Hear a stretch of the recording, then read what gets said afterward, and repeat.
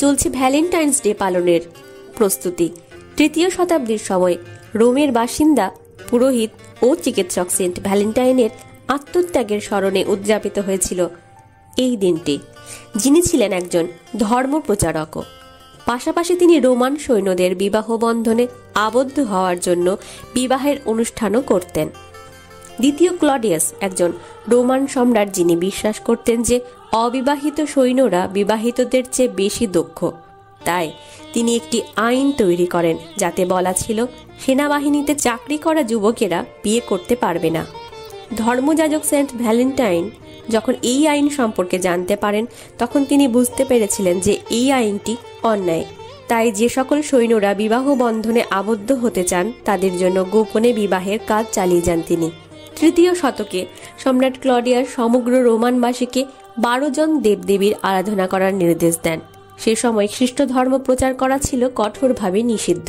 এমনকি খ্রিস্টানদের মেলামেশা করার জন্য শাস্তিস্বরূপ মৃত্যুদণ্ড দেওয়া হতো। এদিকে সেন্ট ভ্যালেন্টাইন ছিলেন খ্রিস্ট ধর্মের প্রতি নিবেদিত প্রাণ। মৃত্যুর ভয়ে তিনি খ্রিস্ট ধর্ম পালনে পিছপা হননি, কিন্তু যা হবার তাই হলো। সম্রাট ক্লডিয়াস তাকে কারাগারে বন্দী করে রাখলেন। ভ্যালেন্টাইনের জীবনের শেষ সপ্তাহগুলোতে ঘটল এক জাদুকরী ঘটনা। তিনি যে কারাগারে বন্দী ছিলেন, সেখানকার কারারক্ষীর অন্ধ মেয়ে জুলিয়ার দৃষ্টি তিনি ফিরিয়ে দেন চিকিৎসার জাদুতে। এরপরেই সেন্ট ভ্যালেন্টাইনের কাজে অনুপ্রাণিত হয়ে জুলিয়া সহ পরিবারের অনেকেই খ্রিস্ট ধর্ম গ্রহণ করেন এবং মেয়েটির সঙ্গে ভ্যালেন্টাইনের একটি সম্পর্কও তৈরি হয়। কিন্তু সময় ঘনিয়ে এসেছে ভ্যালেন্টাইনের। ক্রুদ্ধ ক্লডিয়াস সেন্ট ভ্যালেন্টাইনের মৃত্যুদণ্ড দেওয়ার দিন ধার্য করলেন। দিনটি ছিল 14 ফেব্রুয়ারি 270 অব্দ। মৃত্যুর আগের দিন ভ্যালেন্টাইন জুলিয়াকে একটি চিঠি লেখেন।